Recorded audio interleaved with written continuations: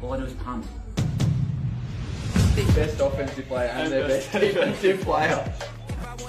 Welcome to the Outback to Endzone podcast. I've got a fever. Got World Cup fever. Intern. Cheers, mate. To the fucking Aussies, to the Socceroos. Cheers, Here we Jamo. go. How are you, Jamo? Yeah, how good were those boys, eh? I told you they were going to be good. Well, the big intern's multi. Well, 0 from 2 legs and a very poor start for Murph's multi. I know we're going to get into it, but there was nothing wrong with Yildiz. Why would you not start him? But anyway, we'll get to that in a minute. But since last Wednesday's record, there has been so much sport, so much happening. I cannot wait to get into it. We've got the Aussies World Cup win, the NBA Finals and all that was, the AFL, the Hurricanes, the Carolina Hurricanes have just won the Stanley Cup, the UFC at the White House today, local footy, we've had everything. And the US Open starts up at the end of the week. How good's that? Just keeps My going goodness. from strength to strength. Beautiful. What are you most looking forward to chat besides the Socceroos, Jamo? God, my TV has not been turned off for the last 5 days. Even the Grand Prix, Barcelona today, that was a hectic one. Probably one I'm looking forward to the most, so it'd have to be the finish in the NBA. That was hectic, wasn't it, boys? OG Anunoby shot, tip in. It's the best moment in NBA Finals history. I can't look forward to break it down. What are you looking forward to talking about, intern? I couldn't give 2/5 of a shit, mate. We've got that much to get through, and I want to get in bed early enough, so let's just get into it, I reckon. Hit the stinger, Jamo. Unbelievable! Oh, wow! Incredible! First down. Rightio. Let's address the elephant in the room. The winner of the week is the green and gold taking out their first World Cup match. Don't know about you, blokes, but fuck, it was good to watch, wasn't it? The scenes at Fed Square, the scenes across the country and just in everyone's living rooms, it was unbelievable. Well, that's the thing. As a man that had a bit of money on the line for the game, I've copped a lot of flack for it, which I was always going to, which is part of it. I wanted people to get talking about it. But it was a win-win because if the multi had got up, money in my pocket. And if they didn't, well, then the Aussies were always going to win. So win-win for me, but unbelievable from the boys. Just from the get-go, never looked like sort of losing once they got on top. They kicked that first goal and then locked the game down. And then, sure enough, put one on them, 2-0. Good luck coming back from that, you pricks. It was so good. I mean, we had 10 first-time starters in the World Cup finals. Irakunda's 20 years old. Who was the keeper? They benched Matt Ryan. About the 2 players that I knew, one of them started on the bench. He was the captain of the team.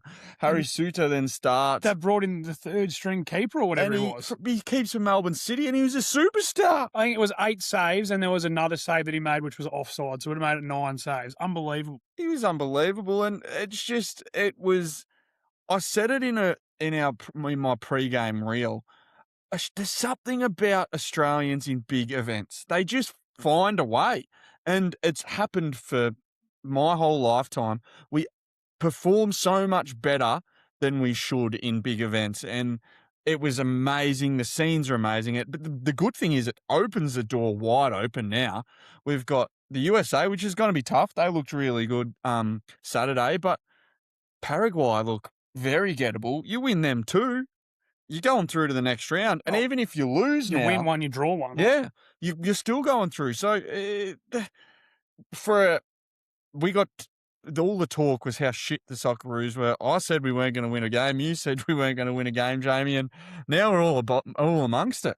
What were your thoughts? I tell you what, I genuinely only tuned in just to watch Intern's multi lose. That was the only thing. That was the only reason why I actually was had it going. Was watching the footy at the same time. I thought, I'll chuck it on the laptop. I'll just have it there in the background. I tell you what, the way these fellas played, I was drawn in. I basically tuned off watching the footy and was watching on my laptop the whole time on SBS. And when he kicked that goal, that was some of the most excitement I've ever had watching a bit of wog ball. So I'm all in on the Socceroos now. I'm not missing a game. You might even see me up early at all sorts of time. I don't know if I'll be down there at Fed Square, but I'm keen for this US game. I think there is smoky. Something good, bit of good juju going through to the Socceroos camp at the moment. So Yeah, watch out. Connor Metcalf, as old Chauncey, our correspondent, called, ended up kicking that second goal. 11th, we had the 10th and 11th all-time World Cup scorers, which I find was quite amazing. We've only had 11 different goal scorers in World Cup history. Quite interesting, but maybe this is the year for the boys. You look at some of the stats too, like 8 shots on goal to 28, 4 on target to Turkey 7, Australia 37% of the ball to 63 for Turkey. Like, the stats don't line up that they should have won, but the moment we got the first one on the board, lock the game down, play possession, defend. Ball gets out the back.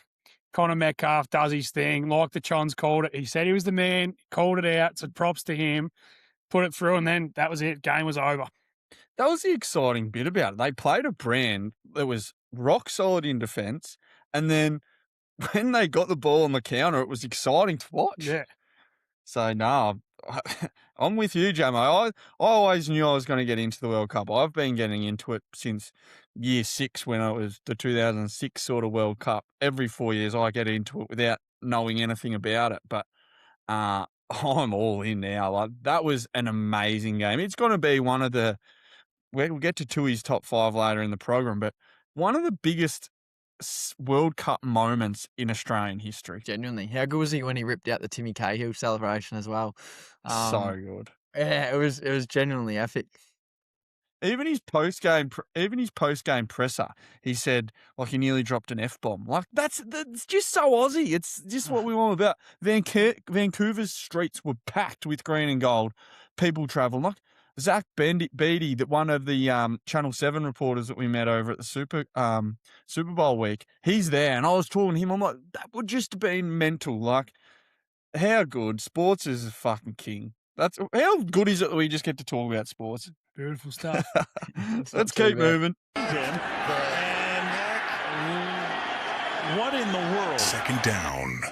Well, we go to the other team that participated in this game in Vancouver, Turkey, and Murph's Multi, off to an absolute terrible start. I'm giving the biggest loser this week to Intern's man, Keenan Yildiz. He's given the community a player to score a goal, and the bloke hasn't even started on the park. He must be fucking shithouse, because Turkey was shithouse. Where'd you find this bloke? Did you just scroll through the FIFA rosters, Intern? This is fucking a debacle. Genuinely, you're meant to come in and save my segment, not make it worse. You've just pissed all over it. What happens now? What happens now? You've literally named a bloke that hasn't even walked out on the fucking park in the first half. He's not even in their best 11. Look, I need to please explain.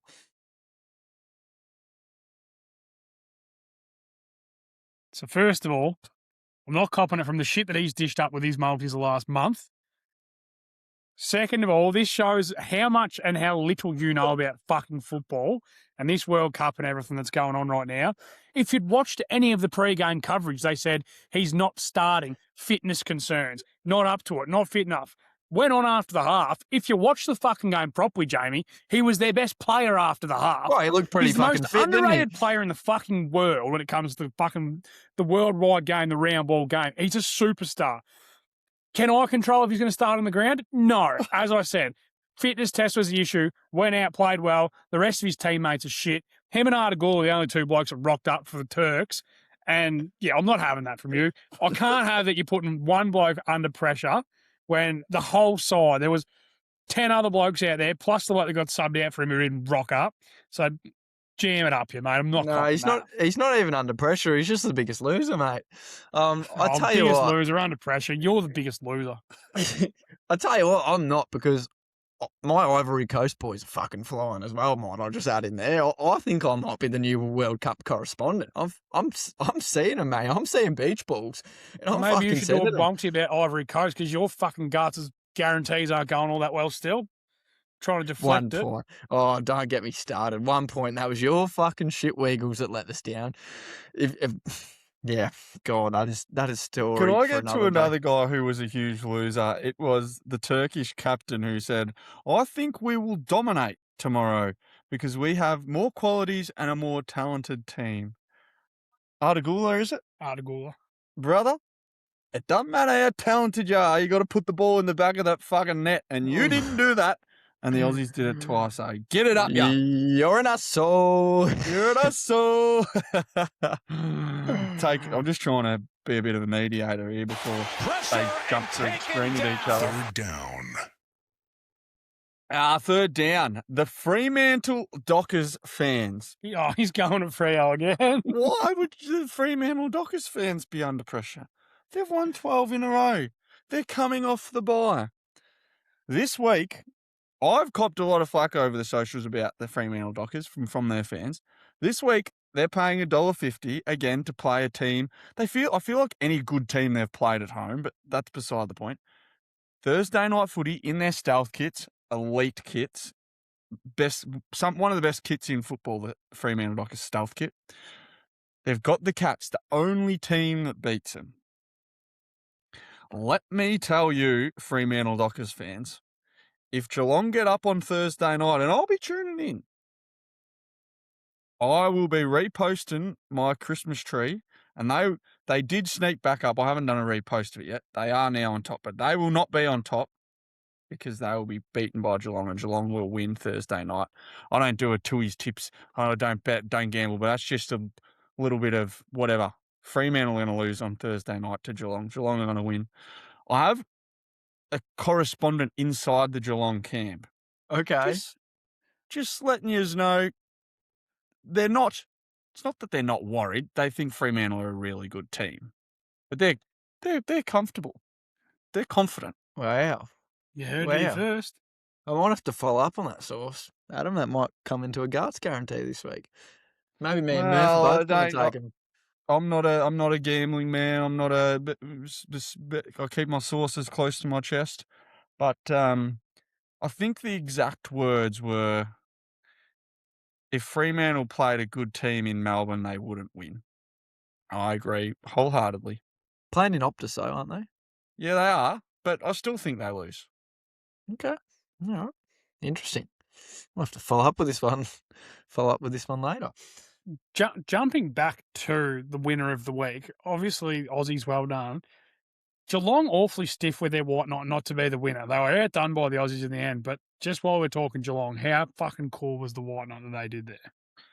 Absolutely awesome. I did one on my personal page that got a fair few views, and people that argue about the white knight, it is like putting your head through a bit of plaster.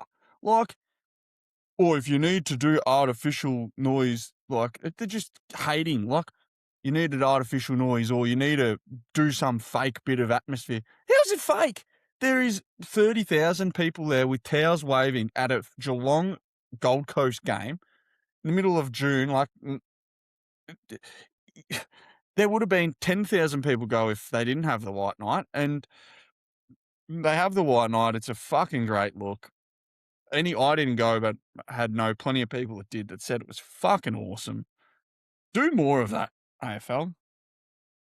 I think the big thing is they have to keep doing more of it so it becomes more normal. Like when it's once off here and there, but if the more other teams embrace it as well and do like their own sort of thing, the more like normal it'll become, and the less sort of it's very Aussie culture to be questioned when we change things up, or do things a little bit different. So like I'm all for it. I feel like it's far from perfect, which is fine because they've only done it a handful of times. I think it'd be pretty cool if they did what they did last year, where they give everyone a T-shirt like they sort of do in the NBA. I think that would be cool if AFL did more stuff like that, especially at these smaller grounds to get the crowds more involved and build up the atmosphere in the smaller sort of venues. But yeah, just keep embracing it, keep doing it, keep making it better. One comment I have to talk about on the podcast that someone said in my comments, they said, it's a good idea, but I hate how they just steal things from America. Why don't you be original and do Wharfie time like the Dockers do? Have you boys heard of what Wharfie time is? What Fremantle do? I've heard of it. I don't actually know what it is. So in an important moment in the game, they do Wharfie time, so they get the big and like to G the crowd up. As NFL fans, Isn't that just exactly what the Pittsburgh Steelers do with Renegade? Oh, mama, sing it. So, brother, you're telling me don't steal ideas. Hate to break it to you, but Fremantle stole that idea off the Wolfie Tom's Steelers. not original. But I'm not knocking. I think it's a great idea. Keep doing stuff like that. The Never Tear Us Apart by the Power. Pear, colour pear. The biggest bogan supporters in the AFL. But that's another great look. Do more of things like that. Charlie Cameron's Country Road, Yeah. Take Me Home. But yeah, the there's- Brisbane songs is up there. Probably one of my favourite things they do in the AFL. Have you boys noticed, like, now they're doing a lot of, like, every team has their own, like, entrance song? My, like, one qualm I have with it is the transitions are fucking Don't get me horrible, started aren't on they? this. Oh, even God. when we were at the game last Friday, Jamo, and the Oh, Hawks shit, come out man. to Fiend, and it Yeah. was fucking sick. The lights, all the lights in the stadium turned off. Two Yeah, it's massive nuts, isn't it? flamethrowers. Yeah. Fiend. And they're like, Oh. I was sitting in the crowd. I'm like, this is the coolest thing of it. And You then get all of a sudden you chills, hear, Yeah, like the it's fucking fucking trumpets awful, play, isn't the it? Hawthorne song comes on. I could Shit, do a we're better not trying job to at care. fucking. I could do a better job at fucking transitioning it. Like it's horrible. It's so good, and then it just goes so shit. So That's they why need to I fix- thought the Cats did such a good job of it, because they ran through the banner, they were on the ground, then they transitioned to the theme song. Look, I'm not here to totally cut the theme song. I think it's a nice tradition. I sing it to my son, the Dogs and the Gordon theme song to him every night. He fucking loves it. Like, it's a tradition that I like. It's unique to our culture, our country, whatever. But running out to songs that were made in the 1930s ain't it. Like, Nah. let's run out to Fiend, and then when they're kicking their goals and they've made it to the 50 and they're out on the Doing ground, their kick do to it- kick, play yeah. it then. do it then Yeah. rather than, like, it's just get with the times a bit. Yeah, that's a great call. Another side note, but have you seen North Melbourne when they sing their theme song after the game? They've completely changed it. Like, I saw them singing in the rooms after the game. I didn't even know what they were fucking singing for the first half of it. Have you boys seen that? They sing two choruses, but they've done that my whole life. Yeah, I turned the song off for North Melbourne.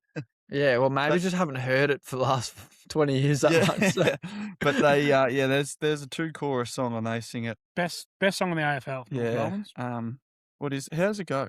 So It's joining in the yeah, chorus, the but it was the start, whole shit Heart before to that. hearts and Hands hands to to hands. hands. Beneath the blue and white we stand, we shout. Yeah.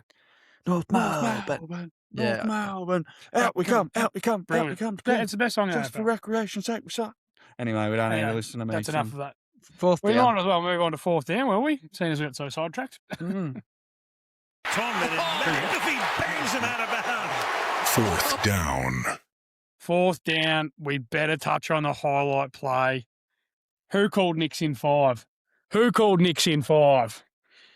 And sure enough, OG Anunoby is our highlight play. Game on the line, clock ticking down. Brunson pulls up, jumper, won't go. Anunoby out of nowhere. Game, set, series, finals, Knicks win. Unbelievable scenes. From 29 points down. Unbelievable. The Biggest biggest comeback comeback in in NBA NFL finals history. The garden was shaking. I was listening to Bill Simmons last night, and they were saying they left the garden. They left just singing karaoke pretty much post game, like all the New York songs. They said they were there for an hour. Zach Lowe was in the stands for an hour, and he goes, the whole stadium's just singing, like, it just unbelievable scenes. Oh, that was crazy. Yeah, it Were was you hearing, absolutely Jamo? nuts. Well, yeah, massive shout out to Jalen Brunson as well. One of the smartest plays I saw him do was pull up, like, he took the shot a good 2-3 seconds rather than, like, waiting down to the last.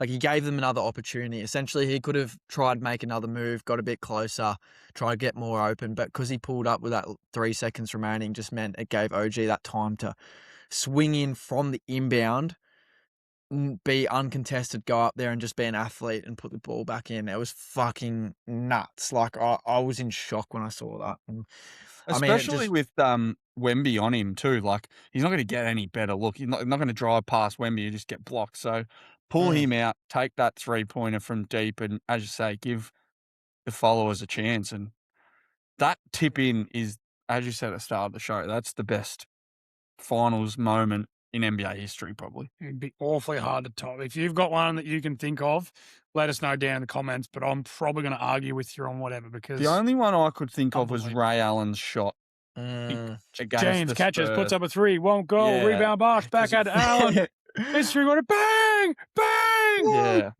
That's the only one I could. Or Kawhi Leonard's maybe. Yeah. But it's New York, like Yeah. at the Garden, To down break off 29. 50, what was his? Yeah. 57 years straight? 73 or something. 73, yeah. sorry. No, 73 was when they won last, I sorry. think. So, yeah, it was 50 something. But But then, and to Brunson again, 45 points in game 5, finals MVP. He's making a case. He's making a serious case. The boy can play. crazy. How many little guys, like, are superstars? Like, in the last 2 NBA finals MVPs, like Shea and now Brunson. Like, it's pretty cool. And Brunson's just got all sorts of cunt in him, doesn't he? Hmm. There's no other way to put it as an Aussie fan. He's just got heaps of cunt in him. He's just a fucking winner. Like, how's his story? Like, winner in high school, winner in college. He's coming to the NBA. He was a second round draft pick. Like, fuck me. How he's carved out a career, not just a career. Because the thing is, I think I find it so fascinating about the NBA is making it as a second round draft pick is fucking like if you're drafted in the second round, you've still got a fucking long way to go to even carve out just a career, let alone be a great player. But what he's done, I mean, yeah, I just find it insane. So cool that he wins it with his dad. His dad's the assistant coach. Like, that's just sick. He is a fucking dog. Even when they signed him for the 4 years, $100 million, Dallas had the chance to match. They didn't. There's a lot of like, oh, they've overpaid for Brunson. Fuck me. Now, and then he signs the extension and doesn't take max money because he wants to have a good team. Like, he just is. If you're an Aussie fan, you don't have an NFL in an NBA team. Like, that is why they've been so good to support because it's such a cool story. Like, it's the biggest city in the world where there's all sorts of celebrities, and he's just not. He's just I'm going The to opposite. rock up to work and dominate. And it's not because he's 7'4" or he's athletic as all hell. He's just a fucking dog. Yeah, just a winner. Just a winner. Fucking oath. What are we on to next? I think we might go to the island for a look. Intern The Files files. even. Maybe the Oh, files. sorry. Fuck, that's not a good start. Oh, fuck the snapper. It was his fault. Welcome to the Intern Files with the intern. Any danger hit me between the nipples, mate.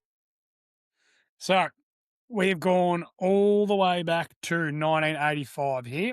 The 85 Bears. The 85 Bears in a divisional playoff game versus the New York Football Giants, as they're now known, thanks to our boy Jameis Winston. The punter from the Giants, Sean Landetta, has rolled out, gone to lay out a punt. He's borderline missed his hoof. Sean Gale from the Bears has scooped it up for a return of 5 yards. No blocks, no pressure, no nothing. Just missed his hoof. Scoop and score, 5-yard return touchdown. The shortest punt return in playoff history. And there's footage of it which we can post on the socials and whatever. It's so hard to believe. Like, there's obviously just your standard pressure. Like, there's guys coming at him, but hasn't got someone right in his face. He's rolled out, Big Sean. He's going to lay it on the hoof, and he only just like grazes his big toe, and it's just picked up, taken him for 6. They ended up going on to lose the game 21-0. That's why this Aussie punters are coming in fashion. There's a case right there. The 85 Bears were known as like a daunted defense too. They were like just scary defense. And Big Sean Landetta obviously was worried with their special teams too. He was more shitting himself about getting loaded on his ass. And he went, I need to get this off, and a bit too quick.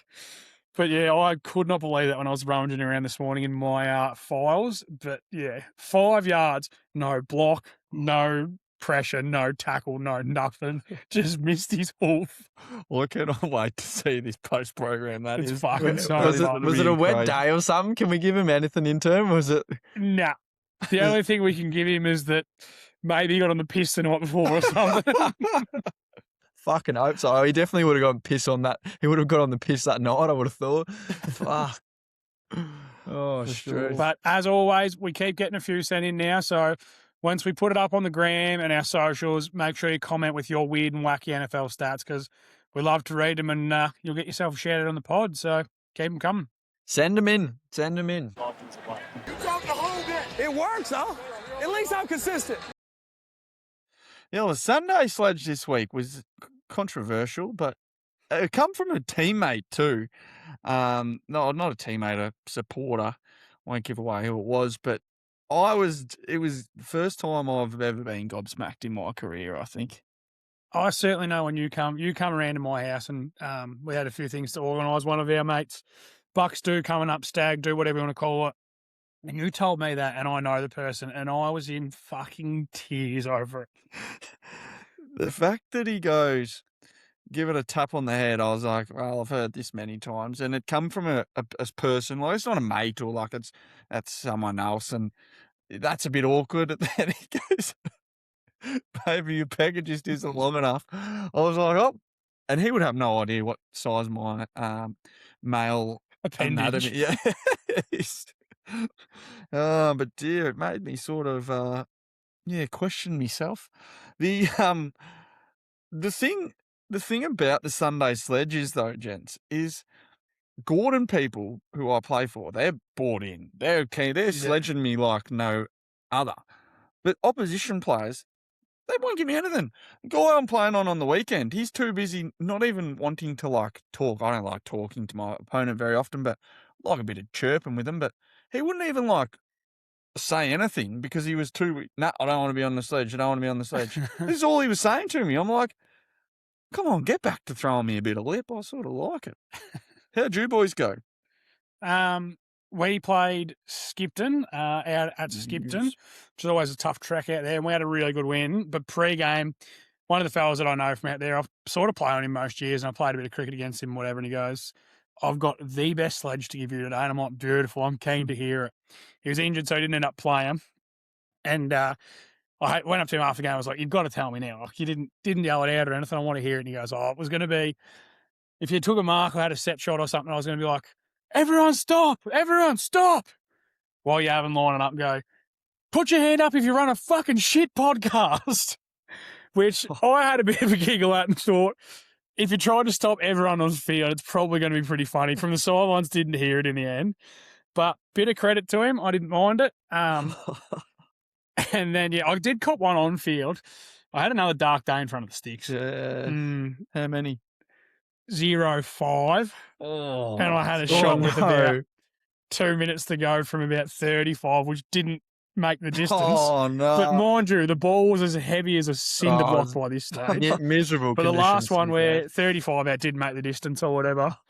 And this younger sort of kid mans up on me and he goes, how many shots at goal have you had today? And I was like, that was me 6. And he goes, that's the worst kick of the day. And I sort of laughed and just chuckled and went, you're down by 100 points and I've had more set shots than you've had kicks, mate.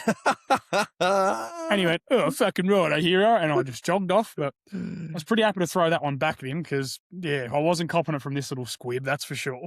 Especially the squib playing reserves footy. Yeah.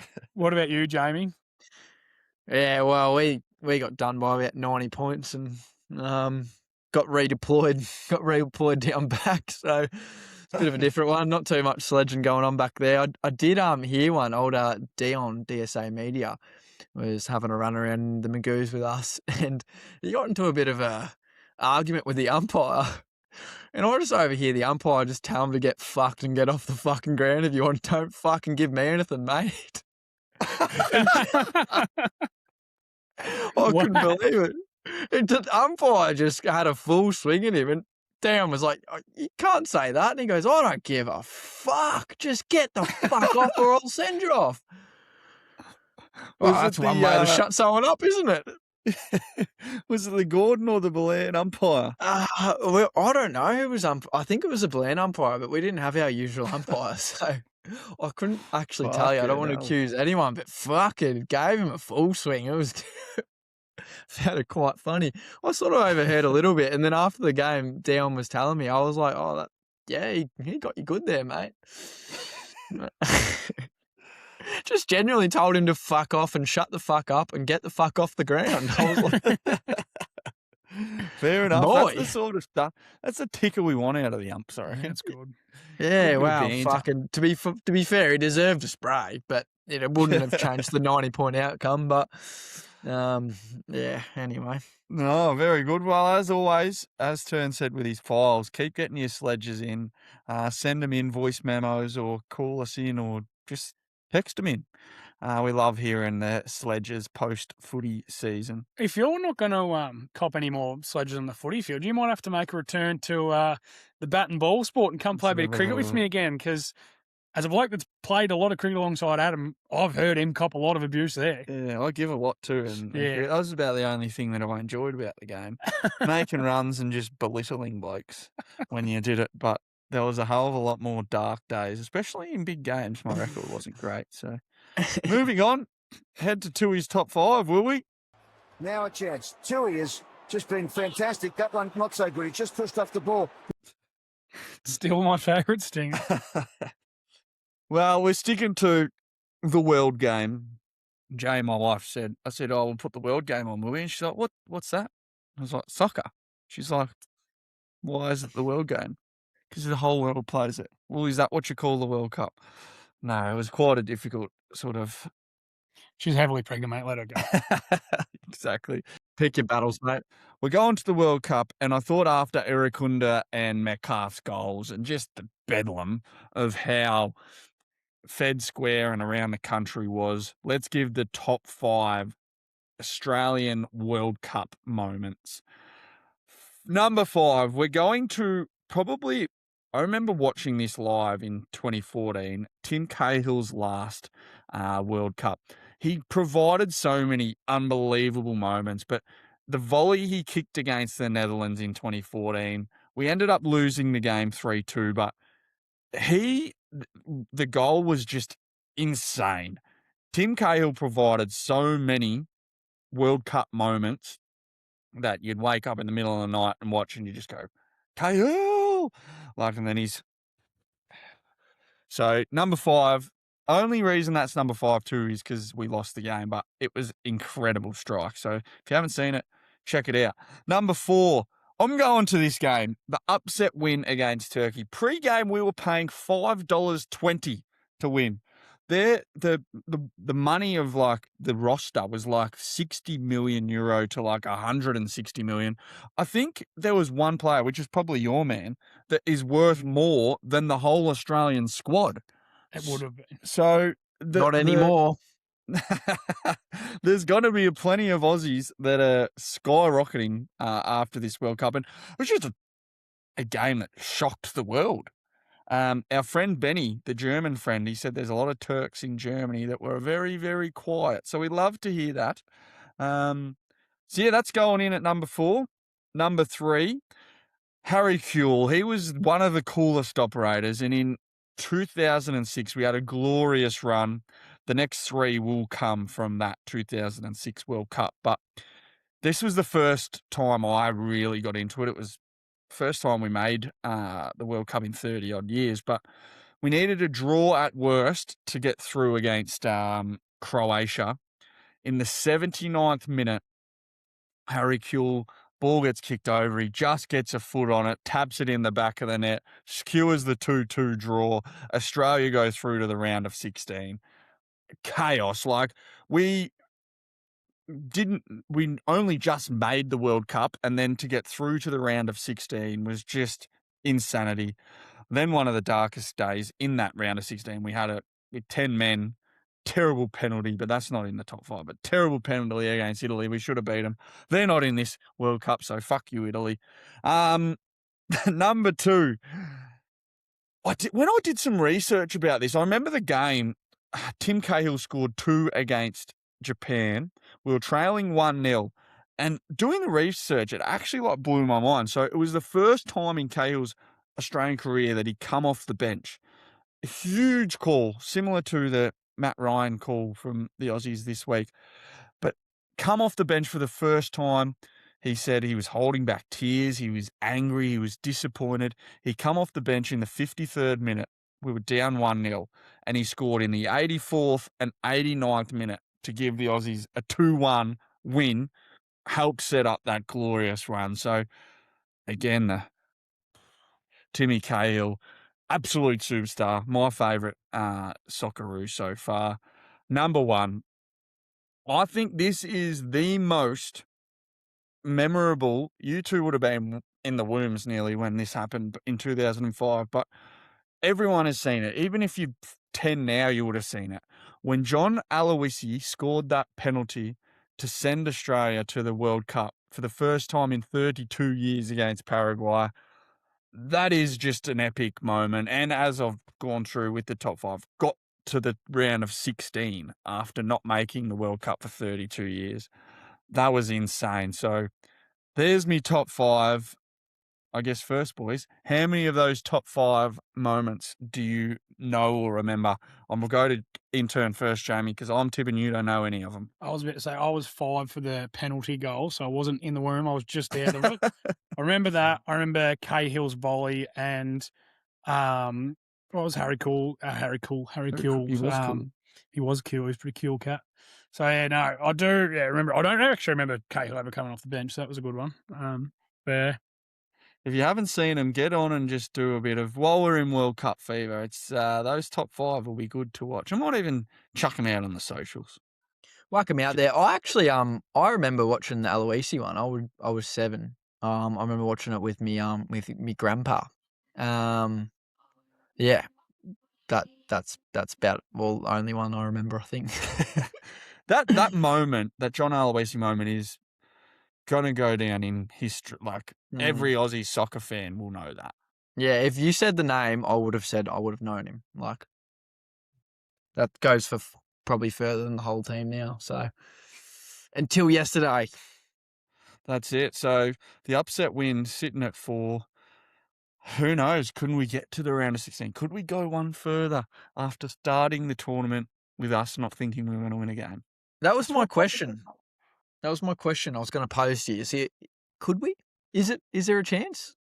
Do we know who we like? If we potentially say we finish second in our group, do we know who we would likely come up against? Have we gone that far ahead? Well, this year it goes to the round of 32 first. So we would need to win a knockout and then go to the round of 16. It's like March Madness. Yeah. So that's why this year if you finish third, you can still go through, which that was where all the talk was. Oh, if we don't lose by that much, we could maybe sneak in at third. But now we've won. It's like with 2-0 too, good goal difference. We're in a good spot. We're going for the group, mate. 5 a.m. against the USA on Saturday morning, the next game. Keen. I'll be up. I'll be up for that one. Bring them on. Absolutely. I'll be up probably, well, hopefully the child's come by then. I might be up just because I have to be up rather than being up to watch the World Cup. But well, bit of guesswork, boys. What do you reckon? let's do some guessing. Let's do some guessing. Who's giving you the odds? Your dad? Guaranteed. Gamble responsibly. No, don't gamble at all. Not on that shit. Rightio, lads. This week for Garts' Guesswork. Pretty excited for this one. How it's going to work this week is we're guessing AFL and NFL players' ages. So, first in, best dress, but you both get a guess before the answer. So, for example, I say Marcus Bontempelli. Adam guesses first, and Adam says he is 30. Okay, and then Aiden gets his guess, and Aiden says 31. You wouldn't guess the same, because if he is 30, then Adam would win it. But say he guesses 31, then Adam would be correct. So that's how it's going to work. Is that pretty understandable? It is. My worry for this segment is, Jamo, it's a bit like your guarantee. When is like the mercy rule? Because like I've won 5 times now. Because he's thinking that he's going to win and keep winning, and I'm not going to. So like, when does the segment become like Toohey just wins trivia or something like that? I'm just going to cast your mind to the realm of the movie theatre, and Andy Dufresne with his little rock hammer. He didn't get out of Shawshank prison in today, did he?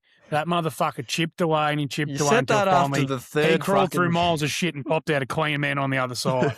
And that's what we're doing over here. We're going to get our rock hammers out. We're just going to chip away. Well, bring it on, bitch. Oh, start chipping, mate. Start chipping. Feel free to start chipping any of these days. What is this? Is it 5-0. 5-0? 5-0. 5-0. So I'm getting up to me second hand this time. Okay. You are getting up to your second hand. All right, come on, intern. Give us something, son. Okay, we're going to start with the NFL. The first player is going to be Taysom Hill. Toohey, 32. That's what I was going to say. Well, I'll go 34. Not bad. He's 35. 1 to intern. Oh, so it's closest too. Yeah. Closest the pin gets it. Oh, that's ridiculous. No, I don't mind it. That's ridiculous. Should just Right. be you get it. You got to get it. 'Cause what if we Sure. don't get any of them? Well, they keep giving us until we get it. Because if Closest I to the go, pin. there's no point going first. Because if you go first, I'll just guess 1 year older Well, or if you- younger. But if No, you guess not it right, then necessarily. it's game, set, match. Can we make it you get 1 point if you're closest, 2 points if you get it yeah, bang there on? we go. All Now right. we're thinking. 1 point of your closest, 2 points. Just how I drew it up. Yeah. I love it how Um, every week we end up making Have a Garts. segment All he does is ask the questions. And we make it help. It works probably. Continue. The second player is Mike Gesicki. Intern 31. I'll go 30. Adam's correct for 2 points. He is 30 years old. So that was just technical. I was like, I don't know. I'm going to just go whatever. he said. It's also cowardly, but anyway. Okay. 2-1 to Adam. Third player, McCole Hardman.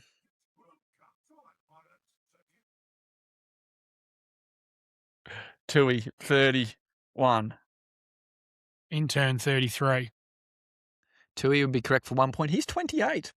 Yeah, I thought I might have gone. I thought he was older than that. Yeah, so did I. That's why he's in there. Okay, what does that give you? 3-1 to 3-1. Adam. Fourth player, Geno Smith. Toohey, 35. 72. I'll go, what do you say, 35? Yeah. Well, I'll do your percentage point and go 34. I would've To gone Adam. old. 2 35. points. Let's Yeah. go. 2 points to Adam. I shouldn't 5-1 have is fucking it? changed the rules. 5-1. Fifth player, Michael Pittman. Intern 27. 28. Another 2 points to Adam. He's 28. Oh, fuck, man. I was so confident with that too. 7-1. 7-1. Is it worth doing AFL or He's the Ah, mercy no, rule. He's we're- coming no. already. No, we're not. There's no mercy rule in Garts' guarantee. Just rule Is Michael changes. Pittman 27 at time of recording? Is he turning 27? I was so confident that. Okay, to the AFL, Mason Wood.